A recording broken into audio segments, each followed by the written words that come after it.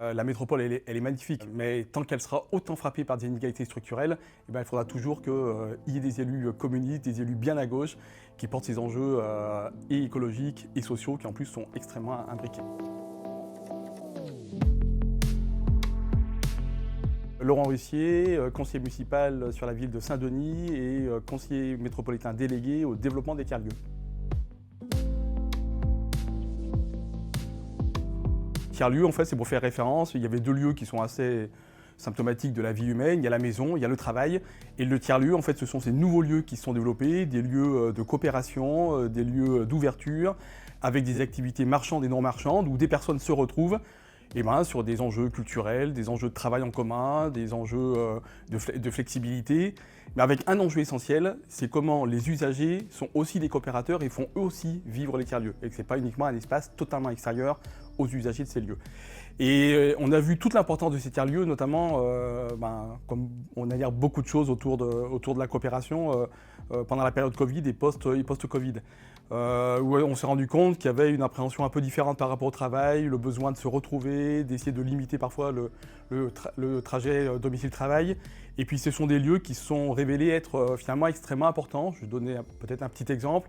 Sur Saint-Denis, on avait un tiers-lieu qui mettait à disposition de chercheurs ou d'universitaires des machines, des imprimantes 3D.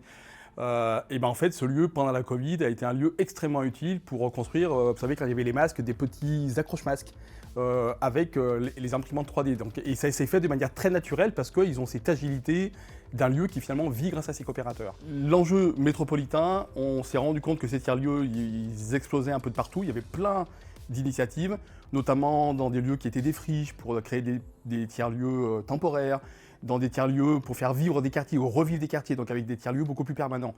Mais on s'est vite rendu compte qu'il y avait besoin d'un accompagnement technique. C'est pas si simple que ça. Ça paraît beau sur le papier de se dire on va être coopérateur, on va créer ensemble, mais encore faut-il se donner les moyens et l'accompagnement technique. Et puis c'est des modèles économiques, parce qu'on a besoin d'un modèle économique. C'est pour ça qu'il y a souvent de l'activité marchande autour de la vente de produits artisanaux, autour parfois d'une petite restauration. Et ce modèle économique, il a besoin là aussi d'être accompagné, d'être subventionné par les pouvoirs publics.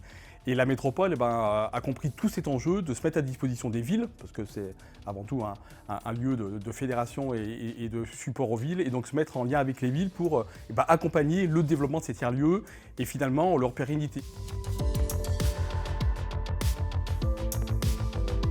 On a toute grande déception sur la métropole qui n'arrive pas à être ce vecteur de réduction forte des inégalités, parce que je pense qu'elle a mal été construite à la base.